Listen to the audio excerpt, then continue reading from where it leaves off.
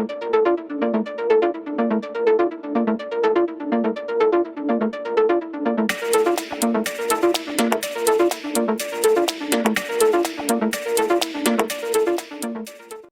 वालेकुम नाज़रीन। इस एपिसोड के शुरू में अहमद काफी ज्यादा जख्मी होता है। अरतुगरुल के जांबाज उसके इलाज में मसरूफ होते हैं। अहमद कहता है, अब्दुर्रहमान, जब तुम इस मुश्किल वक्त से गुजरते हो तो तुम क्या करते हो जब मरहम और इलाज काम नहीं करते?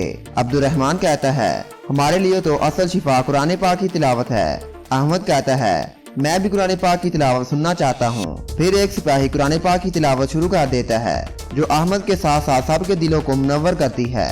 जंगल में सुल्तान अपने बेटे गियासुद्दीन के साथ शिकार कर रहा होता है। सुल्तान एक परिंदे का शिकार करके कहता है, इसे नसरुद्दीन के पास ले जाओ और उससे कहो कि वो इसे मेरे और मेरे बेटे के लिए तैयार करे।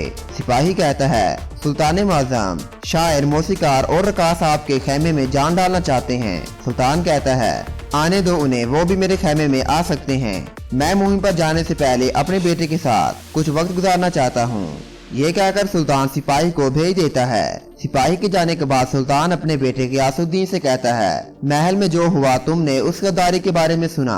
गियासुद्दीन कहता है, जब तक आप हमारे साथ हैं हम हर चीज से निपट लेंगे। सुल्तान कहता है, मैं इस बात की यकीन दिलानी चाहता हूँ कि अगर मुझे कुछ हो जाता है तो मेरी रियासत अच्छे हाथों में हो, उससे पहले कि मेरी जिंदगी का फूल मुरझा जाए। हमारा कदीम रिवाज पूरा करने का वक्त आ गया है। मैंने तुम्हारे और तुम्हारे भाई अरसलान के दरमियान वाज़ेह तवज्जुह किया है। गियासुद्दीन कहता है, आपका फैसला हमारी रियासत के लिए सबसे बेहतरीन होगा। सुल्तान कहता है, अयूबियों की औलाद मलका के बेटे तुम्हारे भाई अरसलान को मैंने अपने तख्त का वारिस बनाया है। ये सुनकर गियासुद्दीन काफी ज्यादा उदास हो जाता है और सुल्तान की हाँ में हाँ मिलाकर कहता है, आज के बाद मैं अपने भाई की उसी तरह फरमाबरदारी करूंगा जिस तरह मैं आपकी फरमाबरदारी करता हूँ। सुल्तान कहता है, बेटा, कभी भी अपना दावा रियासत का खून बहाकर ना करना। गियासुद्दीन कहता है, मैं आपकी ये वसीयत कभी नहीं भूलूंगा। मैं अपनी जान देकर भी रियासत की हिफाजत करूंगा। काई कबीले में तुर्कत, बमसी और दूसरे सिपाही तीतान को पकड़ कर ले आते हैं।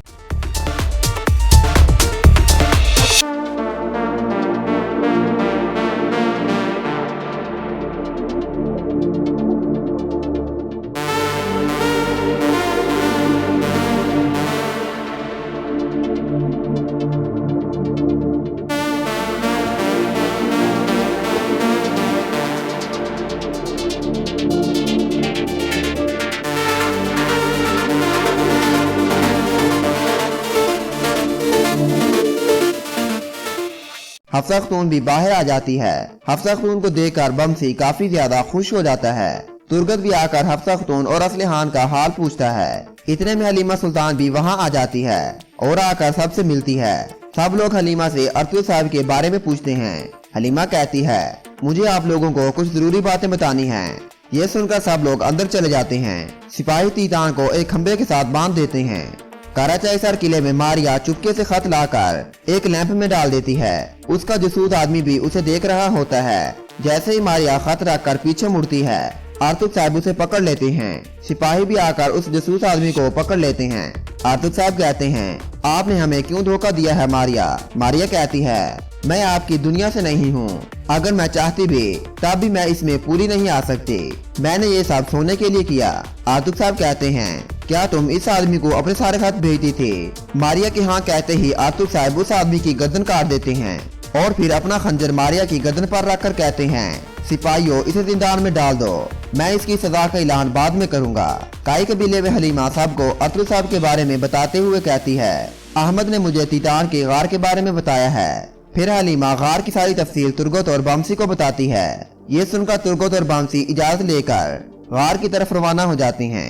दूसरी तरफ अजीज अरतुगरुल को सुल्तान के पास ले आता है। सुल्तान कहता है, अरतुगरुल, तुम ये क्या कर रहे हो? तुम मेरे हुक्म के खिलाफ जाकर सालतीन के पीछे क्यों गए थे? तुम खुद को समझते क्या हो? अरतुगरुल कहता है, जिस रियासत में इंसाफ की पासदारी ना हो वो तबाही की तरफ जाती है। ये सुनकर सुल्तान काफी ज्यादा गुस्से में आ जाता है और कहता है, मेरे इंसाफ पर बोलने की तुम्हारी हिम्मत कैसे हुई? अरतुगरुल कहता है, आपके इंसाफ ने बजाय रियासत के जख्मों पर मरहम लगाने के नमक छिड़का है। सुल्तान मुअज़्ज़म, हमारी रियासत के जख्मों से खून बह रहा है। हो सकता है ये खून आपको भी डुबो दे। मैं आपको यहाँ सच दिखाने आया हूँ ताकि आप इस खून में डूबने से बच जाएं। सुल्तान आल्तुनबा के खत की वजह से अर्तुगरुल की किसी बात का यकीन नहीं करता और अर्तुगरुल से कहता है, मैं तुम्हें दिए गए इख्तियारात और सरदार आला के ओहदे से दस्तबरदार करता हूँ। अर्तुगरुल सुल्तान को सादतीन समेत आल्तुनबा और मापरी खतून की गद्दारी के बारे में बताता है। ये सुनकर सुल्तान अपनी तलवार निकालकर अर्तुगरुल का सर कलम करने लगता है। अजीज सुल्तान को रोककर कहता है, सुल्तान मुअज्जम, 3.5 के सिपाहियों ने रास्ते में हम पर हमला किया था, जिनको हम अपना वफादार समझते थे, असल में वही गद्दार हैं। अर्तुगरुल साहब यहाँ बिल्कुल अपनी मर्जी से आपको सच बताने आए हैं। फिर अर्तुगरुल सुल्तान को सारी हकीकत से आगाह करता है और कहता है, सुल्तान मुअज्जम, अब आपको सच देखने के लिए अपनी आंखें खोलनी होंगी। जैसे ही उनको पता चला कि मैं सच बताने आपके पास आ रहा हूँ, उन्होंने मेरे खिलाफ आपको खत लिख दिया। ये सुनकर सुल्तान सोचने लग जाता है।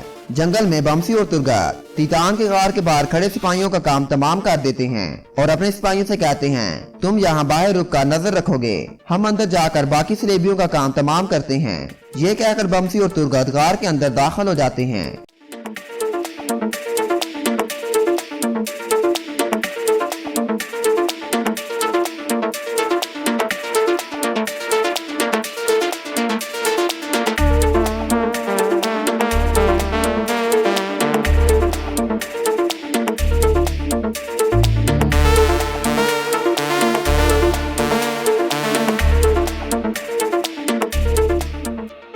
बामसी अंजलूस का सर उठाकर एक जख्मी सिपाही को देते हुए कहता है, इसे जाकर अपने बेल्चिए के गवर्नर को दो और उसे जाकर कहो कि जो भी तुर्कों को अपना दुश्मन बनाएगा उसके सर तन से जुदा कर दिए जाएंगे।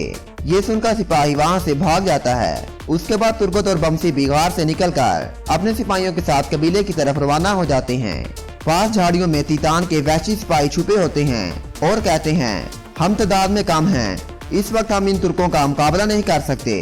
कोने में सुल्तान अर्तुगरुल से कहता है, उन्होंने मेरे साथ ऐसा क्यों किया? अर्तुगरुल कहता है, जब उन्हें पता चला कि आप यासुद्दीन की बजाय शहजादा अरसलान को अपना वारिस बनाना चाहते हैं, तो आल्तुनबा ने 3.5 के साथ मिलकर ये साजिश रचाई। उन्हें पता है कि आप एक बड़ी दावत पर अपने वारिस का ऐलान करेंगे, उससे पहले वो आपको मारना चाहते हैं। ये सुनकर सुल्तान अपनी तलवार से अर्तुगरुल साहब के हाथ खोल देता है और कहता है, अर्तुगरुल साहब अपने पाँव पर खड़े हो जाएं। फिर सुल्तान ख्याल सोचते हुए अर्तुगरुल से कहता है, मैंने तख्त के वारिस के बारे में 3.5 को भी बताया था, जो मुझे गियासुद्दीन को वारिस बनाने के लिए मना कर रहा था। अर्तुगरुल साहब, आप हमेशा की तरह इस बार भी सच्चे साबित हुए और मैं गलती पर था। मैंने शहजादा अरसलान के बारे में 3.5 और आल्तुनबा को भी बताया था। यकीनन ये दोनों गद्दारी में मुलविस हो सकते हैं। काई कबीले में तीतान एक खंबे के साथ बंधा होता है। गुंदोज आकर कहता है, तीतान, तुम अब हमारे कब्जे में हो, तुमने जो किया तुम उसकी कीमत चुकाओगे। तीतान कहता है, याद करो गुंदोज, जब तुमने आरस की आंख को अंधा किया था तो मैंने तुम्हें उससे बचाया था। गुंदोज कहता है, अब वो आरस नहीं बल्कि अहमद है, उसने इस्लाम कबूल कर लिया है। ये सुनकर तीतान कहता है, तुम झूठ बोल रहे हो। इतने में हलीमा भी वहाँ आ जाती है और कहती है, जिसके तुम पालतू थे, अब उसने इस्लाम कबूल कर लिया है। अर्तुगरुल साहब ने उसे मुसलमान कर दिया है। अब वो आपका नहीं बल्कि अर्तुगरुल साहब का बेहतरीन सिपाही है। ये कहकर हलीमा गुंदोज को वहाँ से अंदर जाने के लिए कहती है। गुंदोज तीतान के मुंह पर थूक कर वहाँ से चला जाता है। तीतान गुस्से में चिल्लाकर कहता है, और यहाँ पर इस एपिसोड का इख्तिताम हो जाता है।